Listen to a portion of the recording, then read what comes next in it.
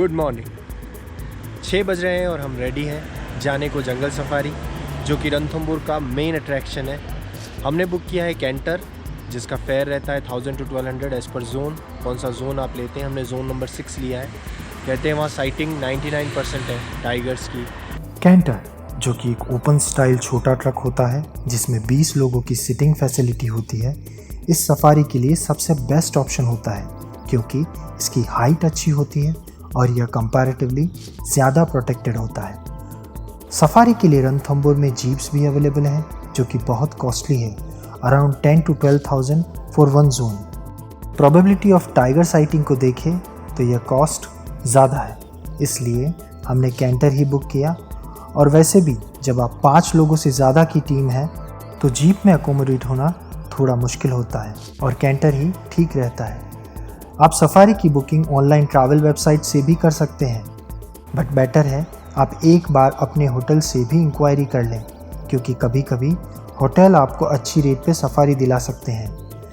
मैंने online booking करी थी और पर पर्सन 1200 रुपीज़ पे किए। हमारे होटल से 8 किलोमीटर की दूरी पर नेशनल पार्क का जोन 6 शुरू होता है, जहां हम 15 मिनट में पहुंच गए। तो जी ये है जोन 6, हम शुरू हो चुके हैं, हम एंटर कर चुके हैं जोन 6 में। बहुत एक्साइटमेंट से शुरू हुआ यह सफ़र, जिसमें शुरुआती नज़ारों ने मन में और जोश भर दिया। जंगलों के बीच से होते हुए ओपन कैंटर में घूमते हुए टाइगर को ढूंढना एक बहुत ही रोमांच का अनुभव होता है। पर सबको नज़ारे मिले ये भी श्योर नहीं, क्योंकि इस नेशनल पार्क में पूरे 10 जोन हैं और हम इस समय जोन नंबर 6 में हैं, जो अपने आप में एक छोटे शहर जितना बड़ा है। एक जोन में बहुत से कैंटर और जीप्स घूमते हैं जो कि जोन में कहीं भी साइटिंग हो उसकी इन्फॉर्मेशन बाकी व्हीकल्स को देते हैं। आगे कुछ गाड़ियाँ गई हैं जिनके सिग्नल का हम वेट कर रहे हैं। अगर नीचे टाइगर होगा तो वो हमें सिग्नल देंगे इधर बाय विसल और लाइट। तो हम लोग यहाँ रुके हुए हैं अभी और वेट कर रहे हैं उनके सिग्नल का, कि कोई सिग्नल है उनकी तरफ से टाइगर होने का नीचे, तो हम लोग भी नीचे जाएंगे। जोन 6 जोन नंबर 1 के साथ बॉर्डर शेयर करता है और इन दोनों जोन्स में टाइगर की साइटिंग सबसे ज़्यादा है, तो हमको टाइगर दिखे उसकी प्रोबेबिलिटी बहुत ज़्यादा थी। बट एक और बात, आपको जोन्स बाय लक मिलते हैं at the time of registration, so zone को लेके प्री प्लान करके मत जाइएगा। बट फिर भी आपके नॉलेज के लिए zone number 1 to zone number 7 तक सारे जोन्स में टाइगर साइटिंग की प्रोबेबिलिटी बहुत होती है। तो अगर आपको इन जोन्स में एंट्री मिल जाती है तो बी थैंकफुल कि आप टाइगर नहीं तो एटलीस्ट दूसरे जानवर तो देख ही पाएंगे। तकरीबन 1 घंटे तक घूमने के बाद भी हमें टाइगर का कोई नामो निशान नहीं दिखा। बस कहीं कहीं पे हिरन, चिंकारे और बंदरों के झुंड को देखते हुए मन में यह आया कि लगता है टाइगर आज ज़रूर सो रहा है।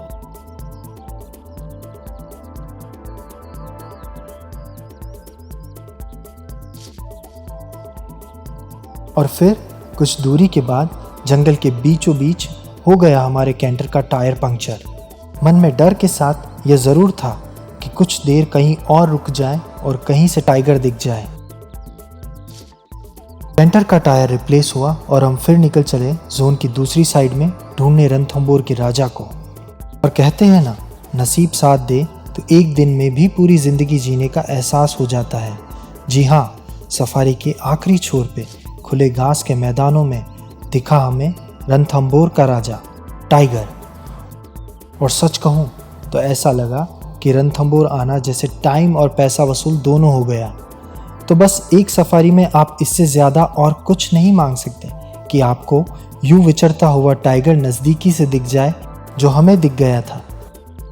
वहाँ से निकलने पर हम कुछ देर एक रेस्ट रूम इंटरवल के लिए रुके, जहाँ पर इस सफारी का एक और सुंदर एहसास हमारा इंतज़ार कर रहा था। जी, यह पक्षी जिसका नाम टाइगर टूथपिक बर्ड है, और यह हाथों पे बैठ के हमारा दिया हुआ खाना खा रहा था, जो कि एक शानदार अनुभव था। आपके नॉलेज के लिए इन पक्षियों को टाइगर टूथपिक बर्ड इसलिए कहा जाता है क्योंकि यह एक तृप्त टाइगर के दांतों में फंसे हुए मांस को निकाल के खाते हैं।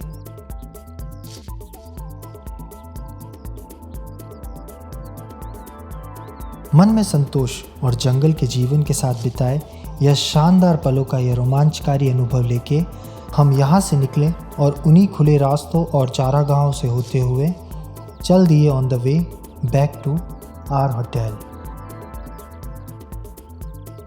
आशा करता हूँ कि आपको यह वीडियो अच्छी लगी होगी।